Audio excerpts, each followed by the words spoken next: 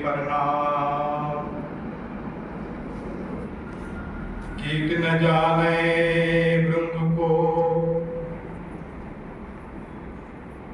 कीट न जाने भृंग को, गुरु कर ले आप समान,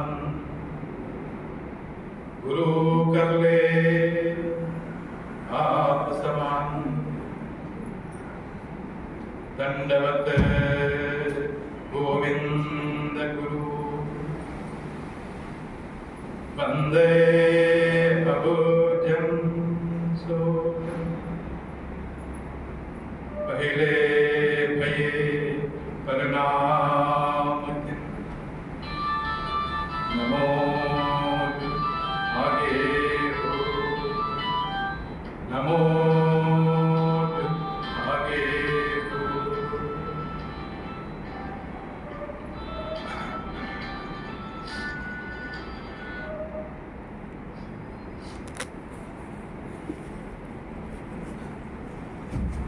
వేదికను అలంకరించిన పూజ్యులు ఆచార్య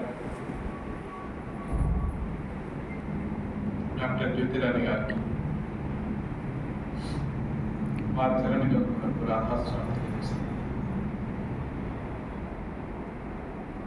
ఈ జ్ఞాన యజ్ఞానికి వచ్చినటువంటి జిజ్ఞాసులకు, ప్రేమికులకు, సాధకులకు అందరికీ పేరు పేరున రాధాస్వామి.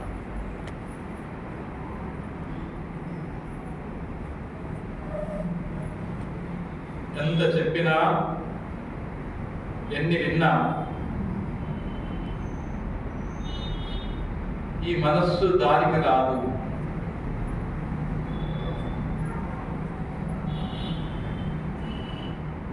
ఇక్కడే మనకు అర్థమవుతున్నది మనస్సు ఎంత శక్తివంతమో.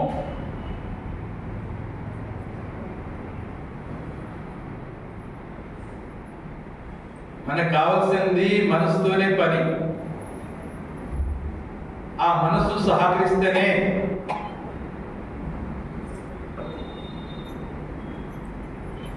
ఇతను ముందుకు పోగలుగుతాడు.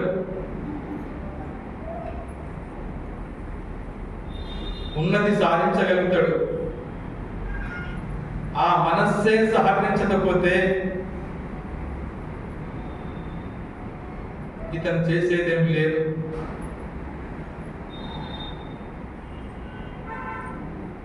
ఇంతకాలం దాన్ని ఆ మనసుని గడ్డపెట్టుకుని వస్తున్న మనం ఇక్కడికి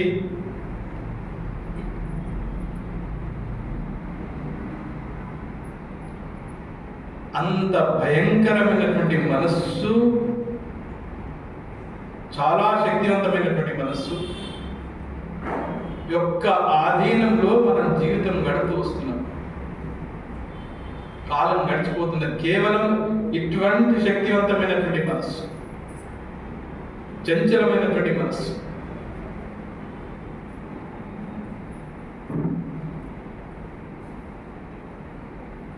చంచలం హి మనః కృష్ణ, ప్రమాధి బలవద్రుడం, తస్యాహం నిగ్రహం అనే వాయుదేవ స్వష్కరం. అంతకుముందు శ్రీకృష్ణ పరమాత్ముడు ఆధ్యాత్మిక తత్వం, ఆత్మతత్వమును వివరిస్తూ వస్తున్నాడు శ్రీ అర్జునుడికి. అప్పుడు మధ్యలో అర్జునుడు ఈ ప్రశ్న వేసిండు, కృష్ణ, ఆధ్యాత్మికం గొప్పది, ఆత్మ గొప్పది, పరమాత్మ గొప్పది, గొప్పవాడని చెప్తున్నారే,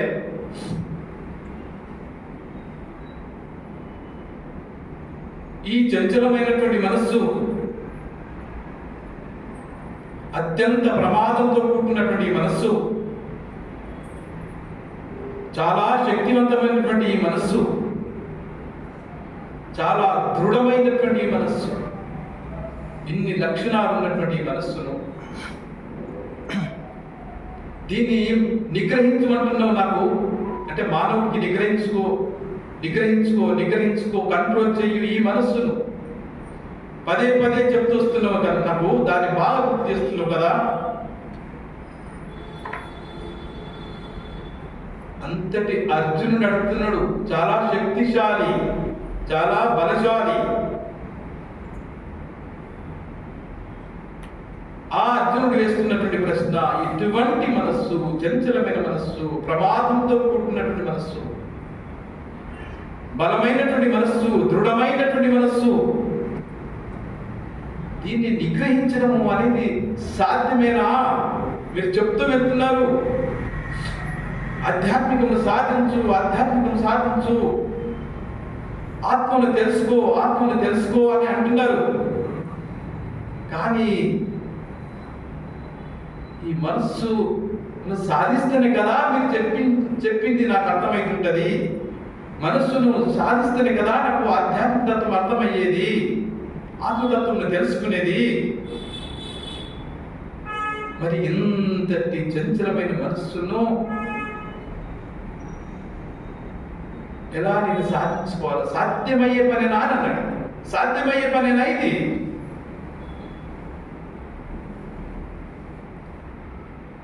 ఒక గాలిని పట్టుకోవడం ఎట్లా సాధ్యమవుతుంది? గాలిని పట్టుకుంటున్నావు నువ్వు, గాలిని పట్టుకో, రూపం లేదు, ఎట్లా ఉన్నదంటే గాలిని పట్టుకో అని అంటే చెప్తున్నావు నువ్వు. గాలిని పట్టుకో, సాధ్యమైతే గాలిని పట్టుకోవడం ఎట్లా పట్టుకుంటావు?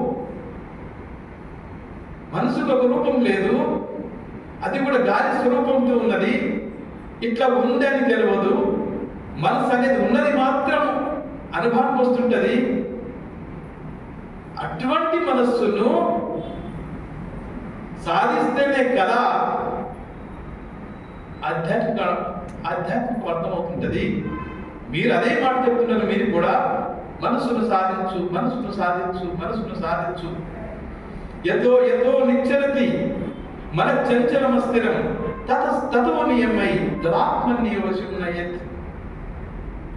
ఈ మనస్సు ఎక్కడెక్కడ వెళ్ళిపోతున్నదో, ఎక్కడెక్కడ తాను చంచలమైతున్నదో,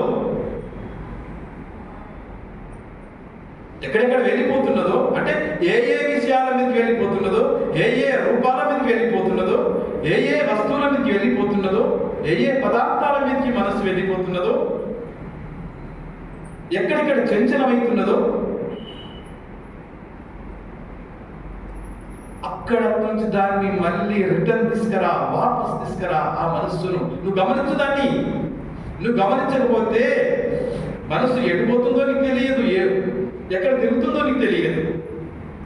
కాబట్టి ఆ మనస్సు చాలా సూక్ష్మమైంది, చాలా చంచలమైంది. కానీ నువ్వు దాన్ని పట్టడమే నువ్వు సాధించాల్సింది. దాన్ని ఎక్కడెక్కడ పోతుందో నువ్వు గమనించు. ఏ విషయాల మీద అది పోతున్నది నువ్వు గమనించు బాగా. అది పెద్ద పనే, అదే చేయాల్సింది ఇక్కడ మరి అని ఈ విధంగా శ్రీకృష్ణుడు చెబుతూ వస్తుంటుంటే మధ్యలో అర్జునుడు ఈ ప్రశ్న వేసిండు అనమాట. అవునయ్యా స్వామి, మీరు చెప్తున్నది నిజమే, కానీ మనసు యొక్క తత్వము ఇట్లా ఉంది కదా అని అన్నాడు. అప్పుడు శ్రీకృష్ణ భగవానుడు దానికి సమాధానం ఇచ్చిండు. అసంశయం మహాబాహో మనోదు నిగ్రహం చలం అభ్యాసేన తు కౌంతేయ వైరాగ్యేన చ గృహ్యతే. అర్జున, నీవేదైతే వ్యక్తపరచినవో, ఏ మాటలైతే నువ్వు చెప్తున్నావో మనసు గురించి 100% 100% నేను ఒప్పుకుంటున్నాను. మనసు గురించి మీరన్నట్టుగా చాలా చంచలమైంది, మీరన్నట్టుగా చాలా దృఢమైంది, మీరన్నట్టుగా చాలా బలంతో కూడుకున్నటువంటిది. ఇవన్నీ కూడా నేను ఒప్పుకుంటున్నాను. దాన్ని నిగ్రహించడము కష్టసాధ్యమైన పని, అది కూడా నేను ఒప్పుకుంటున్నాను. కానీ దానికి అంత మాత్రం చేత మార్గం లేకపోలేదు అని అన్నాడు. మార్గం ఉన్నదయ్యా, మార్గం లేకుండా లేదు. అంతటి శక్తివంతమైనటువంటి మనస్సును, అంతటి దృఢమైనటువంటి మనస్సును, అంతటి బలమైనటువంటి మనస్సును నిగ్రహించడానికి మార్గం లేకుండా లేదు. మార్గం ఉన్నది. దాన్ని సాధించిన వాళ్ళు ఉన్నారు.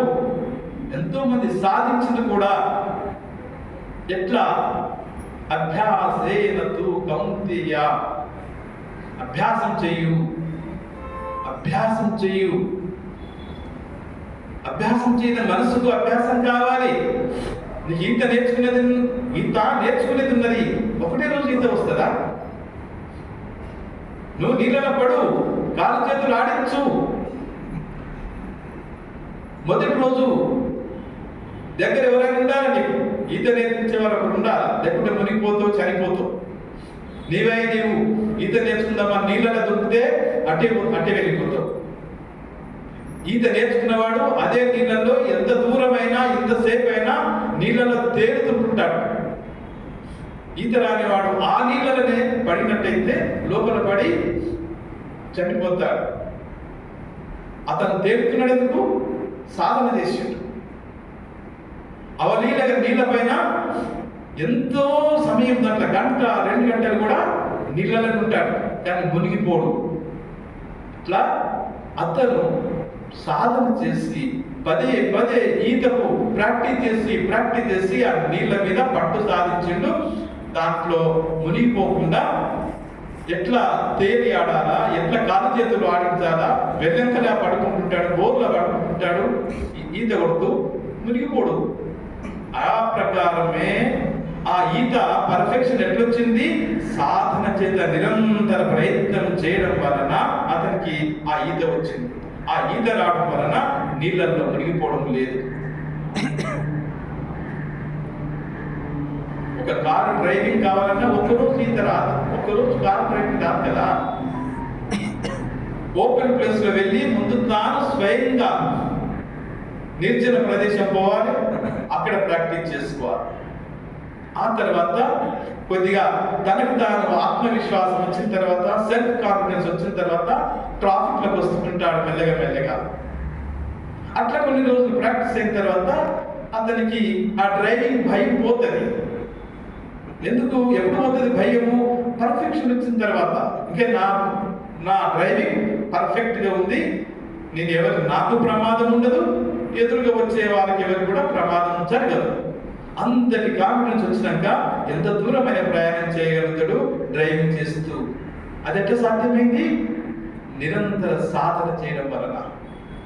అట్లనే ఈ మనస్సు ఒక్కనాడు దారికి రాదు.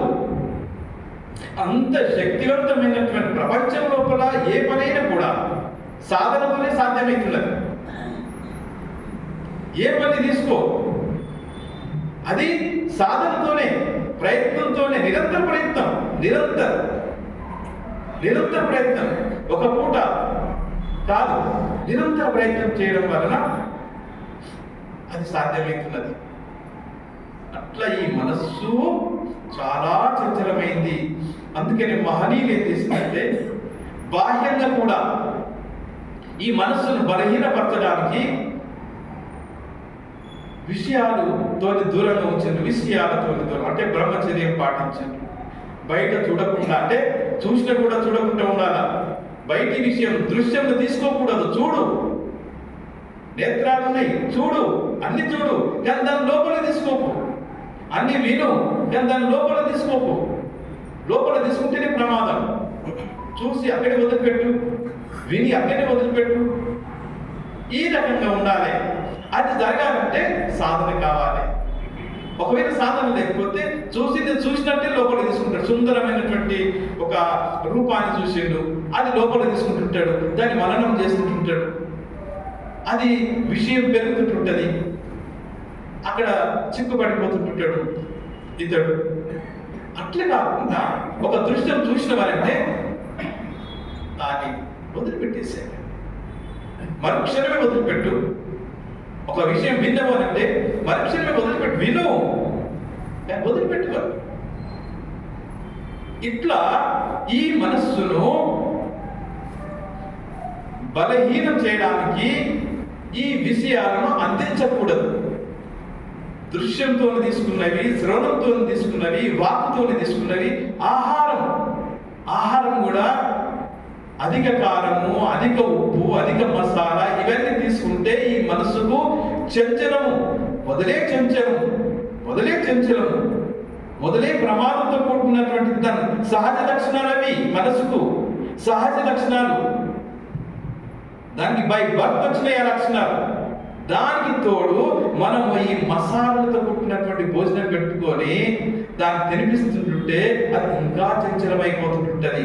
మహాత్ములు ఏం చేసిండ్రు, దానికి మన సామాన్యుల వరకు కూడా ఏకాదశి చెయ్యు, అరసు పూర్తి ఉపవాసం ఉండు, ఏమీ తీసుకోవు, ఒకవేళ తీసుకున్నా చప్పటి అటుకులు లేకపోతే పండ్లు తీసుకో, లేకపోతే పాలు తీసుకో. ఈ రకంగా ఎందుకు చెప్పిండ్రు? ఆ మనస్సు యొక్క చంచలత్వమును, ఆ మనస్సు యొక్క ప్రమాదతత్వమును తగ్గించడానికి మాత్రమే చేసుకుంటూ. గాంధీజీ కూడా వారం 4 రోజులు ఉపవాసాలు ఉంటుండే. ఎందుకు? ఈ రకంగా మనస్సు యొక్క దాని బలమును బలహీనపరచడానికి, అది తనను ఆధీనపరచుకోవడానికి వాళ్ళు ఈ రకమైన ప్రయత్నాలు చేయాలి. అంటే దానికి భోజనం పెట్టద్దు, మనస్సుకు భోజనం పెట్టద్దు.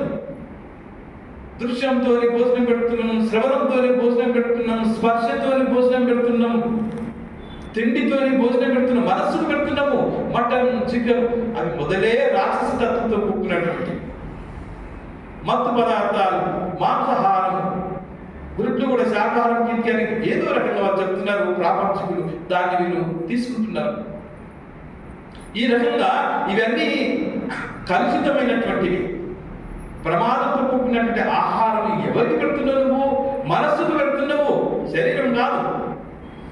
ఈ శరీరం దొడ్డుకుంటేమి బతుకుంటేమి దీంతో సాధించేది ఏమిటది? ఆరోగ్యం ఉంటే చాలు, ఆరోగ్యం ఉంటే చాలు.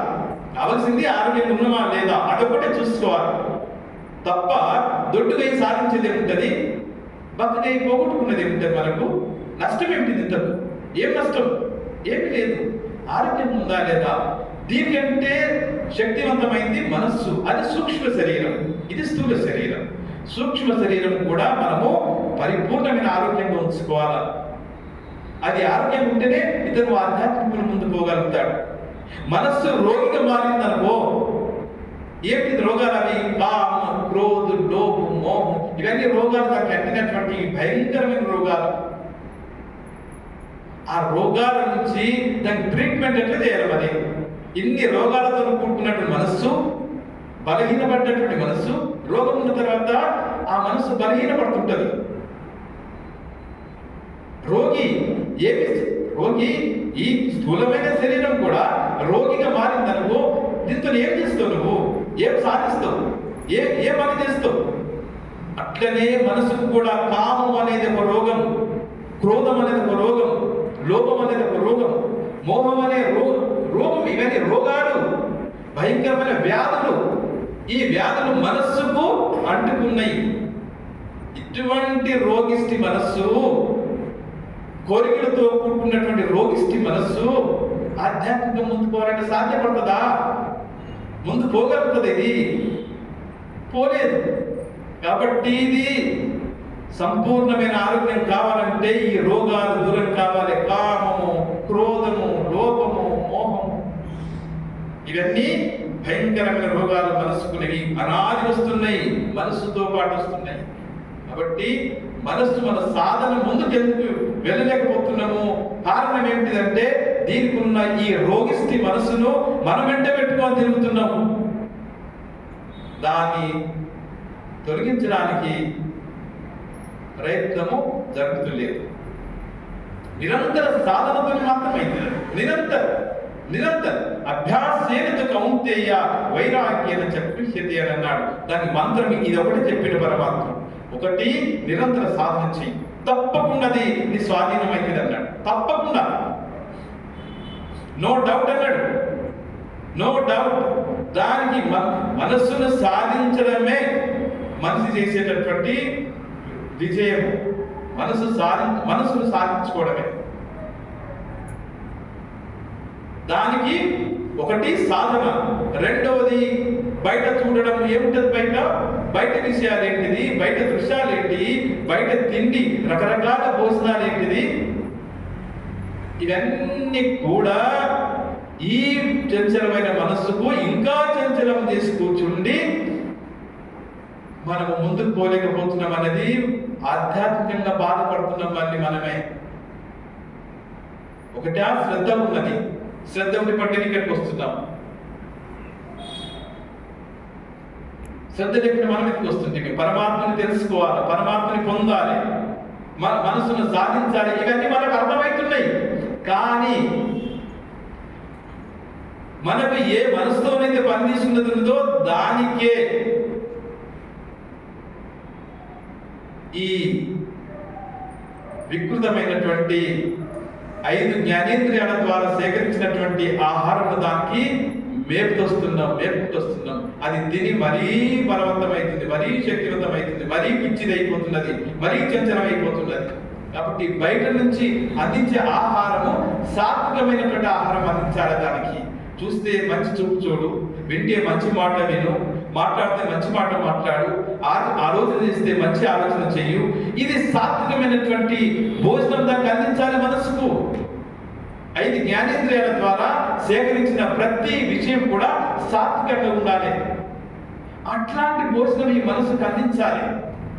అప్పుడు అది సాత్వికంగా మారిపోతుంటుంది. మనం తినే ఫుడ్ కాటకొచ్చి చాలా జాగ్రత్తగా తినాలి. మనం వెళ్తున్నాం, అనేక ఫంక్షన్లలో వెళ్తున్నాం. అవి ఈ కాలంలో అయితే రకరకాల భోజనాలు పెడుతున్నారు ఫంక్షన్స్.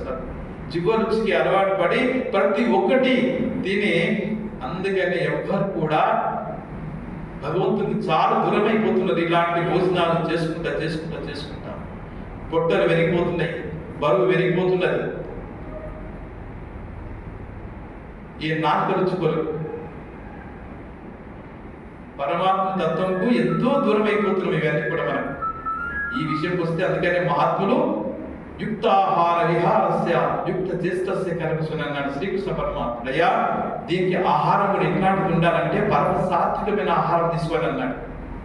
మితమైనటువంటి నిద్ర, మితమైనటువంటి ఆహారం. నువ్వు తింటే కూడా తిన్ననా లేదా అన్నట్టు ఉండాలి.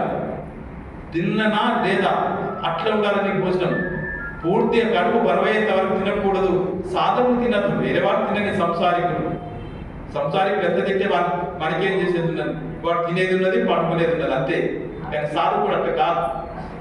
తీసుకుంటే మితమైనటువంటి ఆహారం తీసుకోవాలి. మబ్బున లేవాలి, 4 గంటలకు లేవాలి.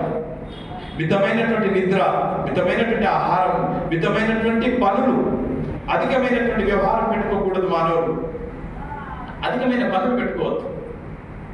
ఎందుకు?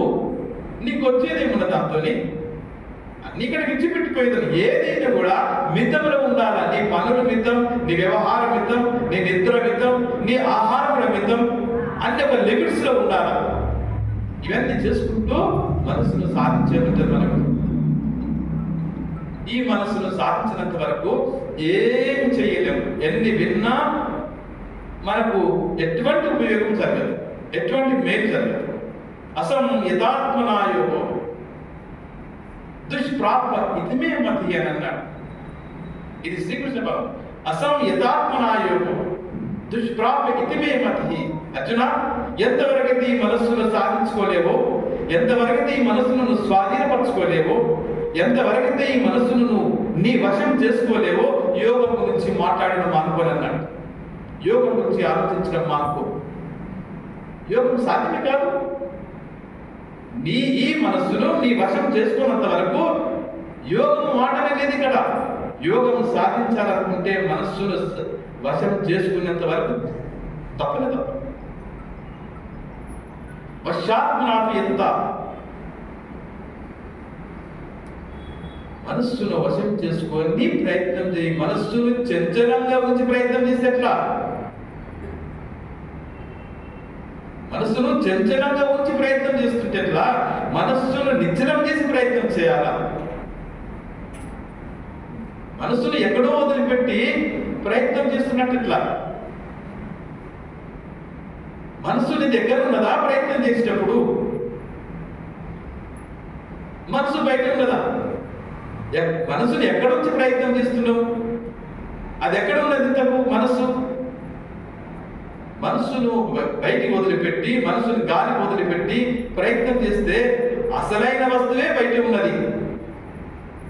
ప్రయత్నం ఏమిటి? కాబట్టి ఈ మనస్సును వశంలో ఉంచుకొని, వశపరుచుకొని దాంతో సాధించు. శక్యో వాక్తు ముపాయిత. మనస్సును సాధించుకోవాలనుకుంటే కొన్ని టెక్నిక్స్ ఉన్నాయి. టెక్నిక్స్ ఉన్నాయి. అది సద్గురు దగ్గర ఉంటుంది. ఆ టెక్నిక్స్ మానవులకు తెలవాలి. ఎందుకంటే సామాన్యమైన మనసు కాదు. వీడు సాధించబోయే మనస్సు సామాన్యమైన మనసు కాదు. అది పెద్ద మాయా, భయంకరమైన మాయా. దాని యొక్క బలలో ఎంతో మంది యోగులు పడిపోయారు, మునులు పడిపోయారు, దేశాధినేతలు పడిపోతారు. ఎవరైనా దాని పరిధి, దాని శక్తి అట్లాంటిదన్నమాట. మన శత్రువు అంత భయంకరమైన శత్రువు అతని మనస్సు.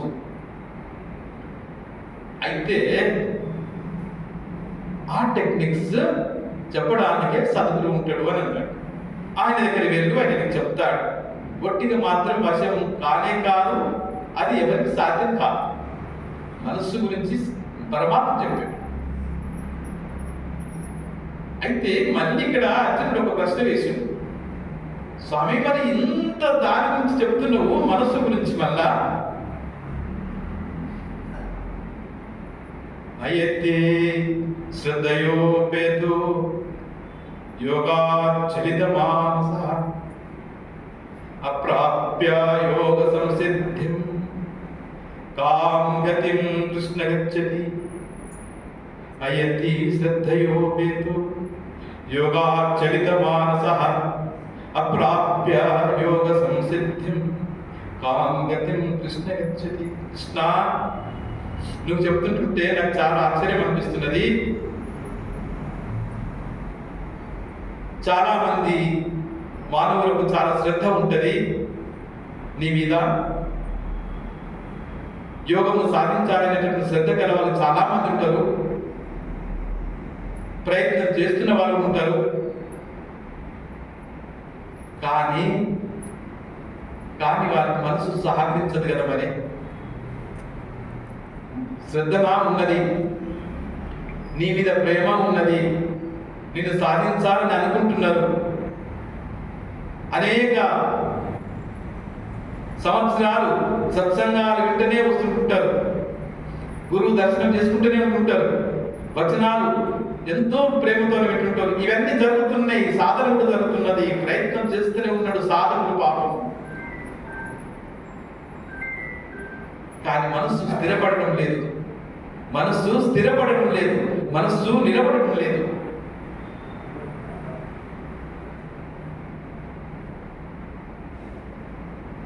మరి అలాంటి వారు, మనసు స్థిరపడిన వారు, వాళ్ళు యోగమును సాధించేటట్టు లేరు కదా. యోగం అంటేనే నీవు అనమాట. యోగం అంటే నీవు అంటే ఆత్మ. వారు యోగమును సాధించకుండానే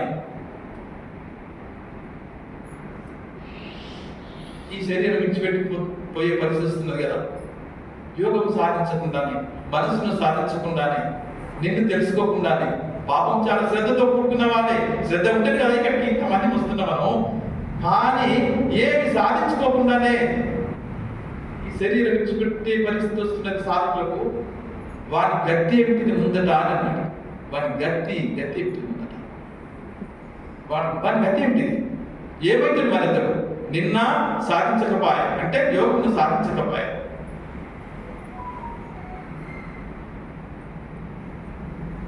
ప్రపంచంలో సాధించిన వాడికి అర్థమయ్య.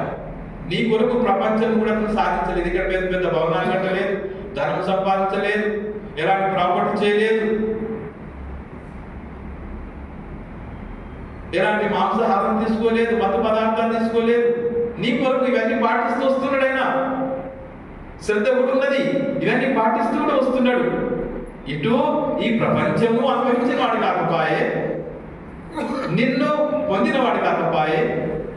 ఇంతకు ఆ సాధకుని పరిస్థితి ఏంటిది స్వామి? వాడు ఎక్కడ పోతాడు, ఏమైతాడు అని అన్నాడు.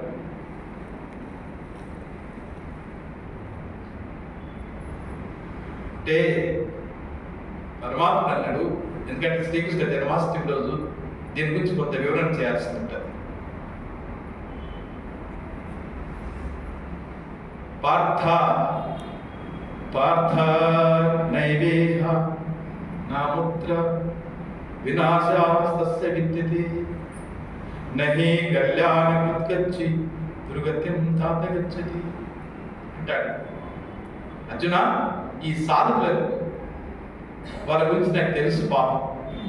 నా కొరకు ప్రపంచ సుఖాలు కూడా వదులుకున్నారు, నా కొరకు మత్తు పదార్థాలు వదులుకున్నారు, మాంసాహారం వదులుకున్నారు, నా కొరకు అనేక సత్సంగాలు చేస్తున్నారు, నా కొరకు సాధన కూడా చేస్తున్నారు, ప్రయత్నం చేస్తున్నారు. అదంతా నేను చూస్తున్న వాళ్ళకు వారి ప్రయత్నం వృధా పోదు.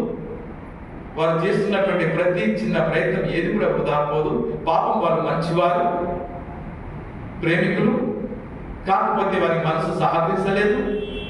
అదంతా నాకు తెలుసు. వారికి ఈ లోకంలో కూడా ఉన్నంత వరకు వారి జీవనం గురించి నేను సుఖంగా ఉండేటట్టు చేస్తాను. శరీరం మొదలుపెట్టిన తర్వాత కూడా పరలోకంలో కూడా వారికి శ్రేష్టమైన స్థానం ఇస్తాను. వారి ప్రయత్నం ఎప్పుడు కూడా వృధా పోదు. వారికి ఎప్పుడు అవకాశం ఇస్తాను, తప్పకుండా మళ్ళీ జన్మిస్తాను. వారికి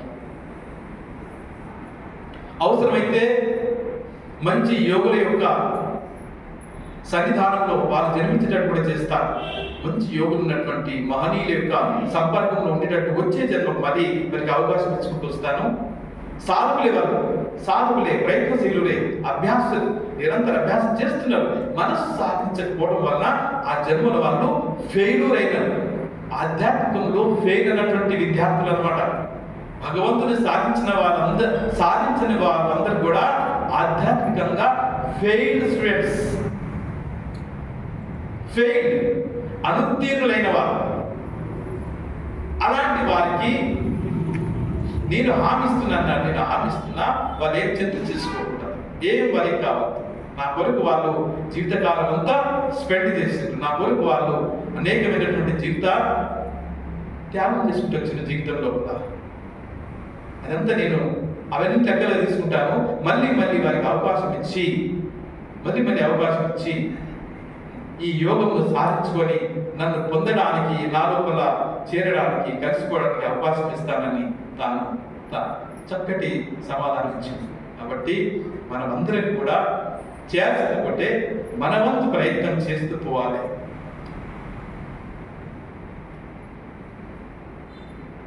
అతను సహకరించినంత వరకు మనం ఏమి చేయలేము. ఒకటి, జీవుడు తనకు తాను ఎంత ప్రయత్నం చేసినా, సంత్ కబీర్ అన్నాడు, కరుణే విచారి క్యా కరే, కరుణే విచారి క్యా కరే, కరుణే విచారి క్యా करे, हरि नहीं हो सहा, हरि नहीं हो सहा, हरि नहीं हो सहा, जी ढाली पग धरूं, जी ढाली पग धरूं, सो नमी जा, सो నమి जा. పాపం విచారి అంటే జీవుడు ఎంత ప్రయత్నం చేస్తే ఏమొచ్చే, ఆ హరిని జీవుడికి సహకరిస్తేనే కదా, ఆ హరి తన మీద దయ చూపిస్తేనే కదా, ఆ హరి యొక్క సహాయ సహకారం ఈ జీవుడికి లభిస్తేనే కదా ఇతను అనుకున్నది సాధించగలుగుతాడు. లేకుంటే ఎక్కడెక్కడ ఇతను అడుగు పెడతాడో అదంతా అక్కడెక్కడ ఇతను జారి పడిపోతుంటాడు అన్నమాట. ఆ అడుగు నిలబడతలేదు, అడుగు నిలబడండి, అడుగు పెడుతున్నాడు కానీ జారిపోతున్నాడు, అడుగు పెడుతున్నాడు జారిపోతున్నాడు. కారణం ఏంటంటే ఆ హరి ఇతని సహకరించడం లేదంటే ఇది ఏవో కర్మలు ఉన్నాయి కాబట్టి. ఈ జీవుడి వెంట ఏవో కర్మలు ఉన్నాయి, దుష్కర్మలు ఉన్నట్టున్నాయి. దుష్కర్మలు ఉంటేనే హరి సహకరించడు, అవన్నీ సమాప్తం కావాలి. ఇది చెప్పేసి ముగింపు చేస్తా. భక్త బలై భౌజల్ తిరై बकत बलई भौजल तिरई निर्बल भया विकार निर्बल भया विकार यह सब किया नसीब का यह सब किया नसीब का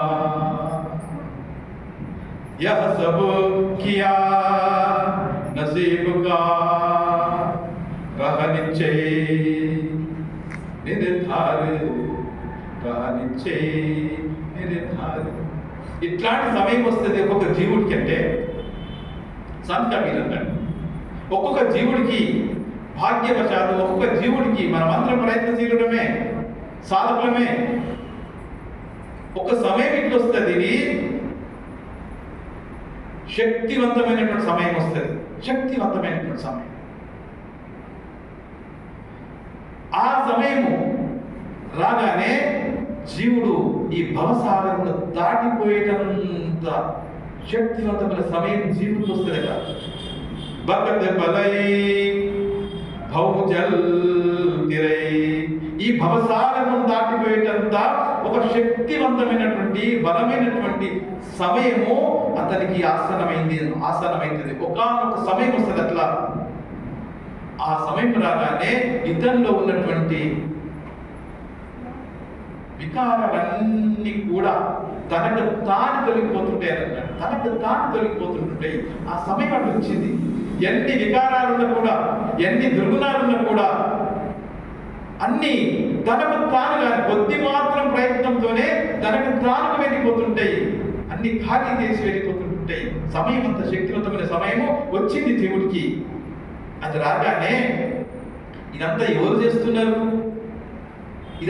చేస్తున్నారు అంటే యహ సబ్ కియా నసీబుకా ఇదంతా ఎవరు చేస్తున్నారు అంటే ఆ జీవుడి యొక్క అదృష్టం చేస్తున్నది ఆ జీవుడు చేసుకున్నటువంటి నసీబ్ అదృష్టము శక్తి సమయం అట్లా వచ్చింది ఆ జీవుడికి ఎంతటి దుర్మార్గుడైనా ఎంత నీచుడైనా పరమ చెన్నారుడైనా ఆ జనంతోనే తరించిపోతుంటాడు వాల్మీకి మహాపాపి అని పేరు తెచ్చుకున్నాడు వాల్మీకి మహర్షి మహాపాపి గజ దొంగ నీచుడు పరమ పాపి అతనుకున్న బిరుదులు ఇవి సగం జీవితం అట్లా గడిపాడు వాల్మీకి తర్వాత సాధన కూర్చుంటే అవన్నీ పోయి మహాపాపి పోయి మహర్షి మహా అజ్ఞాని పోయి మహా అజ్ఞానిని మారే కాబట్టి సమయం వస్తే ఈ రకంగా జీవుడు ఆ బలమైనటువంటి సమయం రాగానే తనకు తానుగా ఇతని భాగ్యరేఖ ఇతని అదృష్టరేఖ ఇతని నసీబు ఇతని వంతు ఇతని సమయం అట్లా రాగానే తాను తరించిపోతాడు అంతవరకు మనము ఈ లైన్ లో ఉండవలసిందే ప్రయత్నం చేయవలసిందే తెలియజేస్తూ అందరికీ ప్రేమతో రాధాస్వామి